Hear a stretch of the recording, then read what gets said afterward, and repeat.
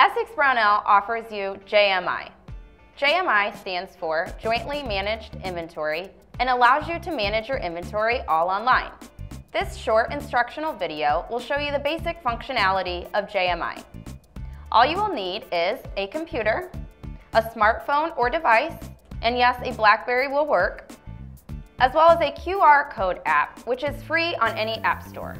Whether you are consignment or non-consignment, this easy-to-use tool allows you to receive in shipments, post usage, view minimum and maximum levels, have the option of being set up on auto-replenishment and PO generation, as well as view transaction history, any pending shipments, and shipment history.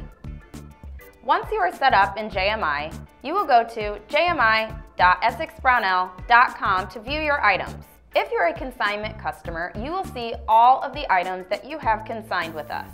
If you are non-consignment, you have the ability to choose the items that you would like to have managed in JMI. For each item in JMI, you will see the customer part number, a description of the item, the Essex Brownell part number, the amount of material that is due in and ready to be received, the amount of inventory that is in transit, the amount of inventory that we show on hand, and a minimum and maximum level for each item. If you are a consignment customer, your minimum and maximum levels will already be set.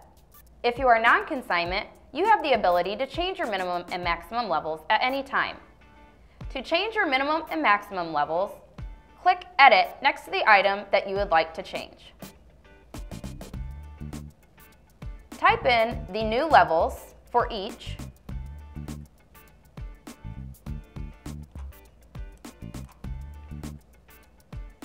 and click Update.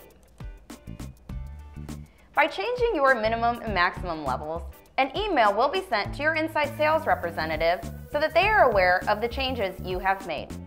If you choose to be set up with auto replenishment, every time you dip below the minimum level that is set in JMI, an order will be placed in our system for the quantity that takes you back up to the maximum level that is set in JMI. Now I'm going to show you how easy it is to receive in shipments and post usage. This is where your smartphone or device and the QR code app come into play. I'm going to start by showing you how to receive in a shipment. There are a couple different ways, but the easiest way is to scan the label that is on the shipment. Each shipment will have a label like this with a QR code on it. Scan the QR code using your QR code app and sign in to the mobile version of JMI. Once you are signed in, you will see the shipper number that will automatically be populated. Click Post to receive in this shipment. This will move your inventory from in transit to on hand. The second way that you can receive in shipments is by going to JMI online. At the top, you will see the number of pending shipments that are ready to be received. Click this link to view the shipper numbers of the shipments ready to be received. Click Submit, and your inventory will now be moved from in transit to on hand. If you are a consignment customer and there is a discrepancy between the inventory that was physically received and the amount on your packing slip, go ahead and receive in the full shipment and then contact your inside sales representative who can make the adjustment that will then reflect in JMI. If you are a non-consignment customer, you have the ability to do a cycle count if the inventory that is in JMI does not match what you have on your shelf. To do a cycle count on an item, click the plus sign next to the item that you would like to adjust. In this specific example, there are multiple lot numbers for this one item. Choose Cycle Count in the drop-down under Transaction Type. Type in the quantity that you would like to change your on-hand to, and click Post.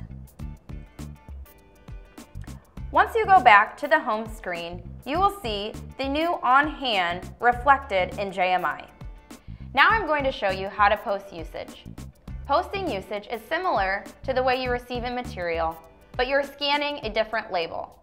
Each unique part number will have its own label with a QR code on it. Take your QR code app and scan the QR code on the label. Click Find Inventory to see the amount of inventory you have on hand and can use. Click Post, and the new on-hand inventory will be reflected in JMI. You can also print what we call a binder label. A binder label works well for items that are too small to fit a regular label on them. To print a binder label, go to Print Labels for Item. You can either type in the Essex Brownell part number that you would like to print a label for, or you can click Submit to print a label for all items that are in JMI. These labels can just be printed on regular print paper. The second way that you can post usage is by going to JMI Online and clicking the Post Usage tab at the top. Type in the Essex Brownell part number of the item you would like to post usage for.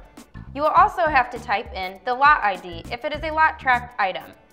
You can find the lot ID number on the label, which is displayed as the serial number. Type in the lot ID number and click Find Inventory.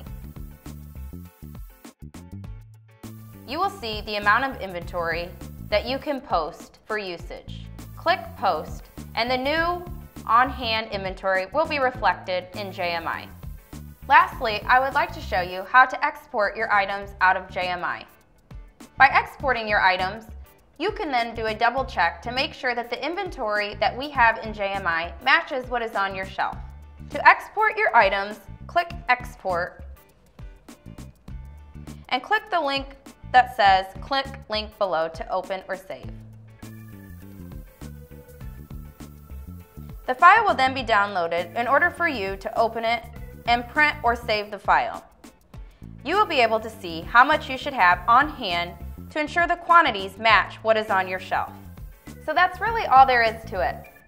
JMI is a very easy to use tool and can save you a lot of time.